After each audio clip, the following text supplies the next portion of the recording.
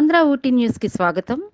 రంపచోడవరం రాష్ట్ర ముఖ్యమంత్రి గారికి ఆదివాసీ సమస్యల మీద వినతి పత్రం సమర్పించడానికి ప్రయాణానికి సిద్ధమవుతున్న ఆదివాసీ ప్రజానికాన్ని ప్రతి చోట పోలీసు నిర్బంధాన్ని ప్రయోగిస్తుంది.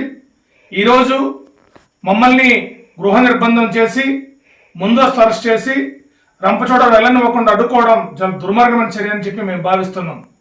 రాష్ట్ర ముఖ్యమంత్రి గారు ఇచ్చిన హామీని అమలు చేయండి అని కోరితే ఈ రకమైన నిర్బంధం ప్రయోగించడం ఎంతవరకు కరెక్టో ప్రభుత్వం సమాధానం చెప్పాల్సిన అవసరం ఉంది.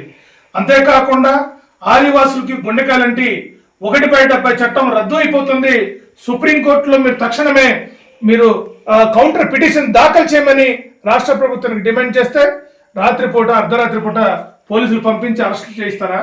ఇది ప్రభుత్వమా? ఇది ప్రజాస్వామ్యయుతమైన ప్రభుత్వం నడుస్తుందా? అక్కడ హిట్లర్ పాలన నడుస్తుందా? ఒక పక్క ప్రతిరోజు ప్రజాస్వామ్యం కోసం మాట్లాడుతున్న పాలక వర్గాలు ఆదివాసుల మీద ఇటువంటి నిర్బంధం ప్రయోగించడం చాలా దారుణమైన విషయం. నిజంగా చిత్తశుద్ధి ఉంటే రాష్ట్ర ప్రభుత్వం తక్షణమే 100% రిజర్వేషన్ సంబంధించిన ఉత్తర్వులని తక్షణం అమలు చేయాలని చెప్పి మేము కోరుతున్నాం. సుప్రీంకోర్టులో కౌంటర్ అప్లికేషన్ ప్రభుత్వం ఫైల్ చేస్తుందో లేదని కూడా ప్రకటించకుండా ఆదివాసులు మోసం చేయడం అనేది చాలా అన్యాయం అని చెప్పి భావిస్తున్నాం. ఇటువంటి నిర్బంధం ప్రతి సందర్భంలో ప్రయోగిస్తే ఆదివాసులు చూస్తూ ఊరుకునే పరిస్థితి ఉండదు.